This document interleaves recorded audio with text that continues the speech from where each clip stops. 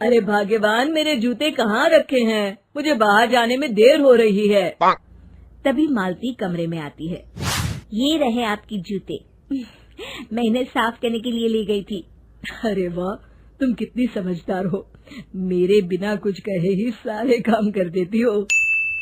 तभी मालती झिझकते हुए रमेश से कहती है, सुनिए जी, आपसे एक बात कहूँ, बुरा तो नहीं मानेंगे ना? अरे नहीं नहीं, बेफिक्र होकर कहो। शादी से पहले मैं अपने मायके में नौकरी करती थी। मैं चाहती हूँ कि अब मैं फिर से नौकरी करना शुरू कर दूं। वैसे भी सारा दिन घर में बोर हो जाती हूँ। देखो मालती, तुम्हारे नौकरी करने से मुझे कोई ऐतराज नहीं। क्या बात है बहू, आज तो ठीक तरह से मेरे पैर नहीं दबा रही। किसी ख्याल में खोई पड़ी है क्या? मैं भी तो जानूं आखिर बात क्या है। दरअसल वो माँ जी। अरे हाँ हाँ बोलो, इतना सोच क्यों रही हो? माँ जी, अगर आप बुरा न माने तो मैं नौकरी करना चाहती हूँ। घर के काम करने के बाद मेरे पास काफी वक्त बच जाता है। मालती की ये बात सुनकर उसकी सास गुस्से में कहती है, अरे बहू, तेरी तबीयत तो ठीक है ना? आज ये कैसी बहकी बातें कर रही है? भला हमारे खानदान में आज तक कभी किसी औरत ने नौकरी की है जो तू नौकरी करने की बात कर रही है, हैं? अरे बहू, तू क्या रिश्तेदारी में हमारी नाक कटाना चाहती है? जितना जल्दी हो सके अपने दिमाग से नौकरी का भूत उतार दे। और अब जा, जल्दी से रसोई में जा, खाना बनाने का वक्त हो रहा है। मालती मन मार कर खाना पकाने के लिए रसोई घर में चली जाती है। अगले दिन, नमस्ते माँ जी, कैसी हैं आप? अरे आओ आओ दिवाकर बेटा, बैठो, मैं तुम्हारे लिए चाय मंगाती हूँ। बहू, जरा एक कप चाय तो लेती आना। फिर दिवाकर एक फाइल खोलकर मालती की सास के सामने रख देता है। ये देखिए माँ जी, ये है पिछले महीने का हिसाब और ये रहे मुनाफे के रुपए। एक बार हिसाब देख लीजिए और इन कागजों पर अपने दस्तखत कर दीजिए।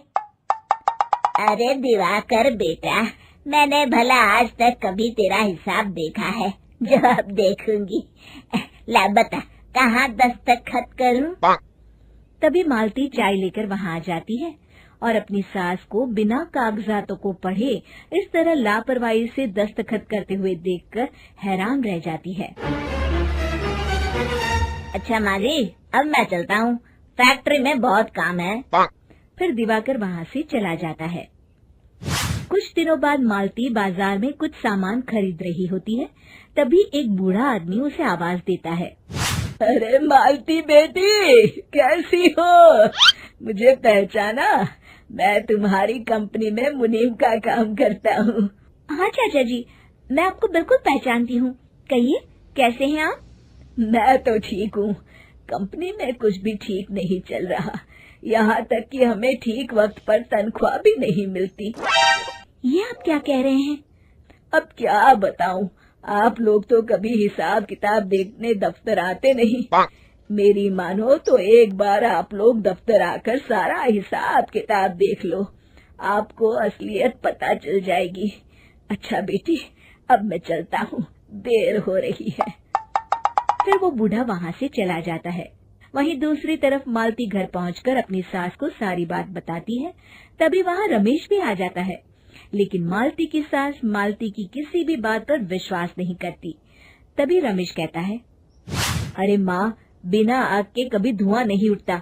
जब मालती इतना कह रही है तो हमें एक बार दफ्तर चलकर देख लेना चाहिए। वैसे भी हम लोग काफी दिन से अपने दफ्तर नहीं गए हैं। इस तरह किसी एक आदमी के भरोसे काम छोड़ना मुझे भी ठीक नहीं लगता। अगले दिन वे सभी अपने दफ्तर पहुंचते हैं और सीधे दिवाकर के कैबिन में जाते हैं। अचानक सबको एक साथ देखकर दिवाकर चौंक जाता है। अरे माँ जी, आप सब लोग अचानक यहाँ कैसे आ गए? अगर कुछ काम था तो मुझे एक फोन कर दिया होता, मैं आपके घर आ जाता। तभी मालती की सास कहती है, अरे दिवाकर बेटा, आज मैं हिसाब देखने दफ्तर आई हूँ। जरा मुझे पिछले 6 महीनों का हिसाब दिखाना तो बेटा। दिवाकर घबराते हुए हिसाब की फाइल मालती की सास को देता है। मालती की सास फाइल लेकर मालती को देती है और कहती है, ले बहू, देख ले हिसाब।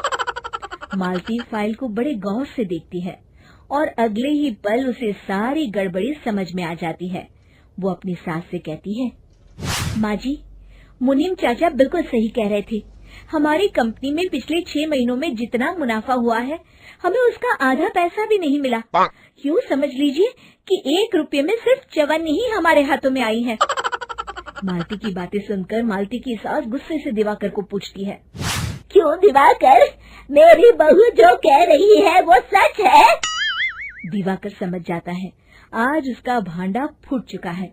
वो गिड़गिड़ाते हुए कहता है, मुझे माफ कर दीजिए माँ जी, मैं पैसों के लालच में अंधा हो गया था। अरे वाह दिवाकर, तू तो 1 नंबर का चोर निकला। इतने दिनों से मैं तुझ पर आंख बंद करके भरोसा करती रही और तू मुझे ही चुना लगाता रहा।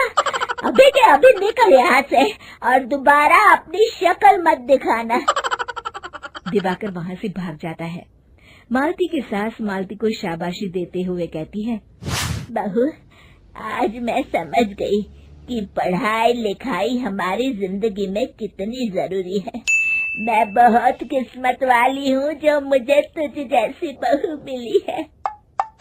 शिक्षा, पढ़ाई लिखाई का इस्तेमाल सही जगह करके हम दुनिया में बहुत कुछ बदल सकते हैं।